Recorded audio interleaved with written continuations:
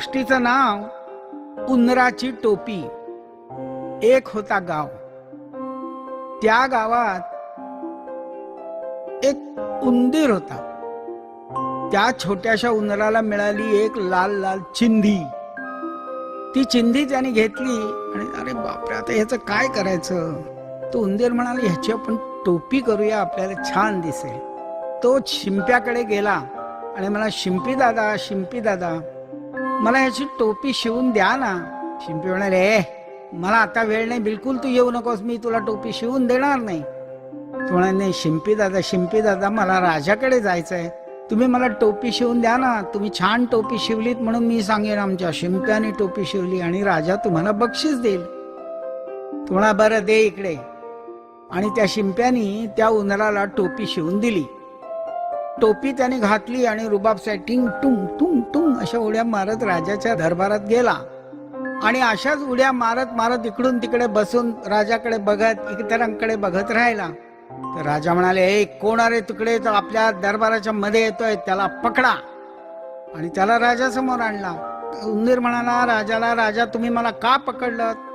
तो म्हणा, तू माझ्या इकडे दरबारात इकडून तिकडे नाचून आमच्या कामात खोळंबा आणलास म्हणून आम्ही तुला पकडतोय. तू म्हणा, छे छे छे छे, तसं नाही, तुमच्या मुकुटापेक्षा माझी टोपी छान आहे म्हणून तुम्ही मला पकडून आणलं.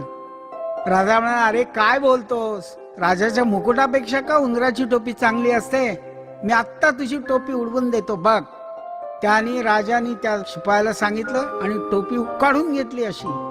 तो उंदीर होता हुशार. तो म्हणाला, राजा भिकारी माझी टोपी घेतली, राजा भिकारी माझी टोपी घेतली. अरे बापरे, राजा म्हणाला, अरे हा तर आपल्याला भिकारी म्हणतोय, आता काय करावं.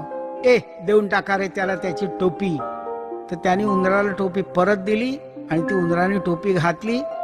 तुंटून उड्या मारत बाहेर जाताना म्हणाला, राजा भ्यायला माझी टोपी दिली, राजा भ्यायला माझी टोपी दिली. बरं का मुलांनो, उंदराने युक्ती केली म्हणून राजाच्या तावडीतून सुटका पण करून घेतली आणि स्वतःची टोपी पण मिळवली. असंच नेहमी युक्तीने वागायचं. ह मुलांनो, आमची गोष्ट संपून जाय.